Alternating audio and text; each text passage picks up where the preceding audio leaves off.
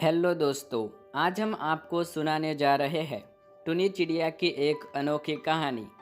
कैसे होशियार टुनी ने अपनी बुद्धि लगाकर एक बड़े से हाथी को गड्ढे में गिरा दिया। तो आइए चलते हैं दोस्तों टुनी के पास। एक घने जंगल में टुनी और पिप्पो रहते थे। वह दोनों हमेशा कुछ ना कुछ काम किया करते थे और अपना जीवन खुशी से बिताते थे। साथ ही साथ उस जंगल में बहुत सारे प्राणी भी रहते थे। उस जंगल में एक शैतान हाथी रहता था। वह कभी किसी की बात न सुनता, हमेशा अपनी मस्ती में खोया रहता, सभी प्राणियों को परेशान करता रहता। उसका नाम जग्गू था। जग्गू को लगता था कि उस जंगल में सिर्फ मैं ही अकेला ताकतवर हूँ और किसी में मुझे हराने की हिम्मत नहीं। जग्गू बहुत शरारती था। जब भी वो रास्ते में जाता तो किसी न किसी को परेशान करता रहता। जग्गू को ज़्यादा तोड़फोड़ करने की आदत थी। वो हमेशा किसी न किसी चीज़ को तोड़ता रहता। जंगल के सभी जानवर जग्गू से बहुत परेशान हो गए थे। एक दिन जग्गू रास्ते में शरारत करता हुआ टुनी के पेड़ के पास पहुंच गया। जग्गू आते ही उस पेड़ को जोर जोर से हिलाने लगा, अपनी ताकत का जलवा दिखाने लगा। जग्गू अपने सारे ताकत निकाल रहा था, पेड़ को हिला रहा था। उस पेड़ पर मौजूद टुनी ने जग्गू से रिक्वेस्ट की। जग्गू भैया, ओ जग्गू भैया, प्लीज इस पेड़ को मत हिलाइए। इस पेड़ पर मेरा घोंसला है। अगर घोंसला नीचे गिर गया तो मेरे दोनों अंडे फूट जाएंगे। जग्गू भैया प्लीज मान जाइए, इस पेड़ को छोड़ दीजिए। जग्गू ने बहुत घमंड से जवाब दिया। बाड़ में जाओ तुम और तुम्हारे अंडे। मुझे क्या मतलब इससे? मैं तो अपनी ताकत दिखा रहा हूँ इस पेड़ पर। तुम कहीं और जाकर अपना बसेरा ढूंढ लेना। मुझे सलाह मत दो। मुझे ज्यादा लेक्चर देने की जरूरत नहीं, समझी तुम? जग्गू तो अपनी शरारत में था।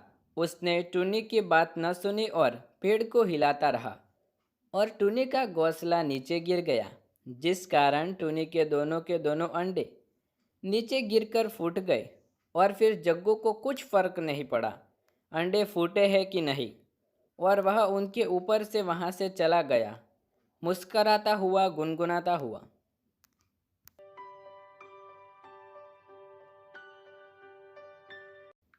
पिप्पो जब घर आया तो उसने देखा दोनों के दोनों अंडे जमीन पर फूटे हुए पड़े थे। उसने टुनी से पूछा। तुम क्यों रोए जा रही हो? मुझे भी बताओ, क्या हुआ? जग्गू घमंडी आया था और उसने हमारे पेड़ को हिलाया, जिससे हमारे दोनों के दोनों अंडे फूट गए। और फिर वह अपनी मस्ती मजाक में यहाँ से चला गया। मेरे समझाने के बावजूद भी उसने मेरी एक ना सुनी। और और टुनी ऐसा कहते हुए रोने लगी। पिप्पो ने टुनी से कहा। चुप हो जाओ, चुप हो जाओ। जग्गू की ये मजाल, हम उसे छोड़ेंगे नहीं। उसे कुछ ज्यादा ही घमंड हो गया है अपनी ताकत पर। उस दुष्ट जग्गू को ऐसा सबक सिखाऊंगा कि ये उधर का रास्ता भी भूल जाएगा। चलो मेरे साथ अपने मित्र जुगनू के पास चलते हैं। उसके पास कुछ ना कुछ रास्ता जरूर होगा, वो हमारी मदद करेगा। ये जग्गू ऐसे नहीं मानेगा। इस बार तो जग्गू की खैर नहीं। अब टुनी और पिप्पो दोनों मिलकर अपने दोस्त जुगनू के पास चल दिए।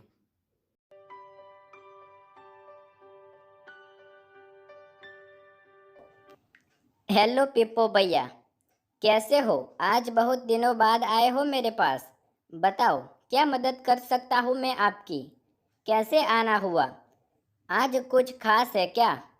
और आज तो टूनी भी साथ आई है। नमस्ते टूनी जी, आप कैसी है? खैर छोड़िए, आप इधर आए हैं तो क्या पियेंगे? चाय, कॉफ़ी या फिर कुछ ठंडा? पीपो भैया कुछ तो बोलिए, बहुत दिनों बाद आए हैं। आज तो कुछ ना कुछ खाना ही पड़ेगा। जुगनू रहने दो, मैं तुम्हारे पास सिर्फ सहायता मांगने आया हूँ। पिप्पो टूनी क्या हुआ? आज तुम लोग बहुत परेशान लग रहे हो। क्या बात है, मुझे भी बताओ।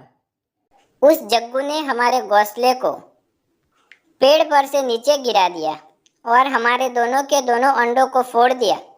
मैंने जग्गू से काफ़ी रिक्वेस्ट की थी, लेकिन वह बिल्कुल न माना और उसने अंडे नीचे गिरा दिए। ये सुनकर जुगनू बहुत गुस्से में आ गया। आजकल जग्गू कुछ ज़्यादा ही शरारत करता है। अब तो कुछ ना कुछ करना ही पड़ेगा, जग्गू को सबक सिखाना ही पड़ेगा। चलो एक आइडिया है, मेरे दोस्त कल्लू के पास चलते हैं। उसके पास कुछ ना कुछ आइडिया ज़रूर होगा जो जग्गू को सबक सिखाने में हमारी मदद करेगा। जल्दी चलो। अब वो तीनों मिलकर कल्लू भैया के पास चल दिए।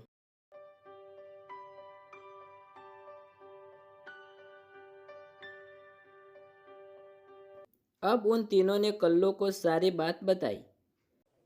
इस जग्गू की तो मैं, चलो मेरे साथ, मेरे दोस्त बबलू के पास चलते हैं।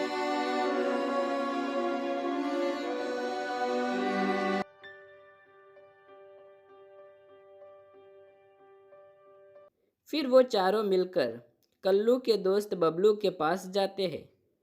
बबलू को उन्होंने सारी बात बताई। बबलू ने उन्हें कहा, देखो दोस्तों, हम जग्गू को सबक तो सिखाना चाहते हैं, लेकिन हम जग्गू से बहुत छोटे हैं, इसलिए हम उसको सामने नहीं मार पाएंगे। हम उसका मुकाबला नहीं कर पाएंगे।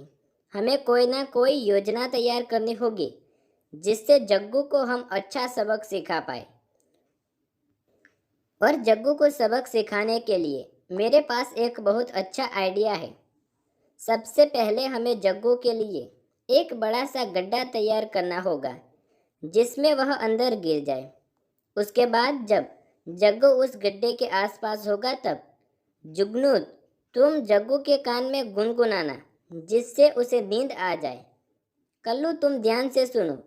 जब जग्गू सो जाएगा तब तुम्हें जाकर उसकी दोनों आंखों को फोड़ देना है। तुम्हारी चांच में जितनी ताकत है उतनी तुम लगा देना। इसके बाद जब जग्गू खड़ा होकर इधर उधर भागेगा तब मैं ये मौका देखकर आवाज़ लगाऊंगा और उसे इस गड्ढे में गिरा दूंगा, जिससे हमें जग्गू से छुटकारा मिल जाएगा। ये सब काम सफाई से होना चाहिए। तो चलो शुरू करते हैं मिशन को।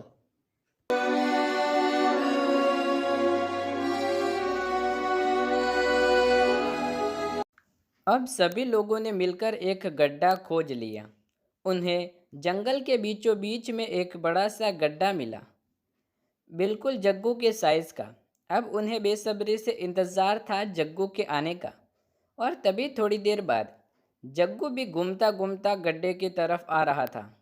जग्गू ने मिशन का पहला स्टेप शुरू किया और जग्गू के कान में गुनगुनाने लगा और जग्गू को सुला दिया। जग्गू को सोता हुआ देख कल्लू ने यह मौका हाथ से गंवाया नहीं और जल्दी से जाकर जग्गू की दोनों आंख फोड़ दी। जग्गू की आंखें फूटने के कारण जग्गू सीधा उठकर इधर उधर भागने लगा, चिल्लाने लगा। अब बारी थी बबलू की। बबलू ने गड्ढे के पास जाकर अपनी आवाज़ निकालना शुरू की।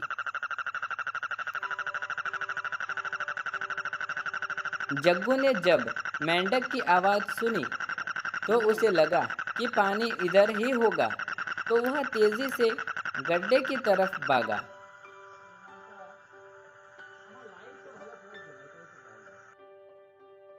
जग्गू तेज़ी से जब गड्ढे में गिरा तो उसकी मौत हो गई।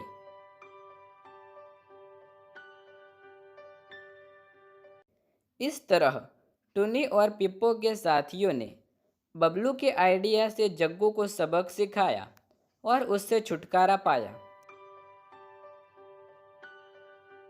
तो दोस्तों, जो काम आप अकेले नहीं कर पाते उसे साथ मिलकर आपको करना चाहिए, जिससे आपको उस काम में सफलता मिले।